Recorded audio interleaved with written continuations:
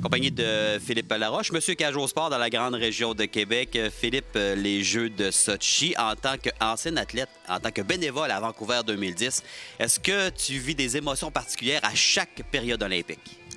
Bien, c'est sûr que cette année, ça fait 20 ans depuis l'Élameur en 94, depuis la médaille d'argent. Donc, c'est sûr que ça me fait de quoi de regarder les Jeux, surtout au niveau du ski acrobatique. On est rendu déjà à 4 médailles.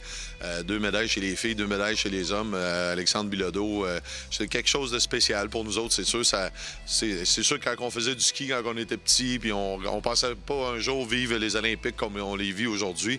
Mais c'est sûr qu'une période olympique, pour nous autres, c'est toujours un peu... on revient dans le passé, puis ça nous rappelle des super bons souvenirs aussi. C'est quoi vivre les Olympiques en tant qu'ex-athlète, pardon, et également en tant que bénévole? Bien, c'est sûr qu'être sur place, c'est le fun. J'ai vécu Vancouver. J'étais délégué technique au niveau des sauts. Donc, j'ai vraiment vécu la bosse et le saut en direct sur la piste. Voir une médaille d'or, c'est quelque chose. Le vivre, c'est sûr, c'est ça qui est le mieux.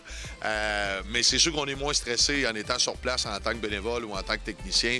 Mais il y a quand même une fébrilité. Tout le monde est stressé. Il y a la sécurité, il y a les pays. Moi, ce que j'aime des Olympiques, c'est ceux qui sont mentaux un peu, ceux qui sont capables d'avoir une force mentale extrême.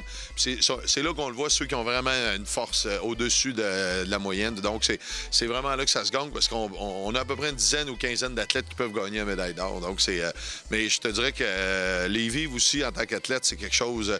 Quand je vois les jeunes gagner des médailles d'or ou des médailles d'argent, je me dis même de bronze, j'espère qu'ils en profitent pour vivre aussi. Ceux qui ont gagné au début des Jeux ont probablement plus de plaisir que ceux comme la planche à neige, entre autres, avec J.J. Anderson qui gagne à la dernière journée des Jeux à Vancouver.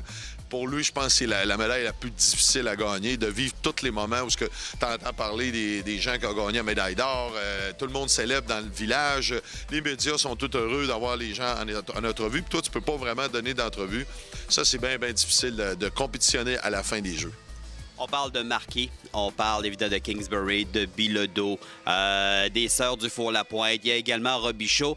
Est-ce que c'est une nouvelle version revue et corrigée du Québec Air Force? Oui, je pense que, écoute, c'est sûr qu'il ne faut pas...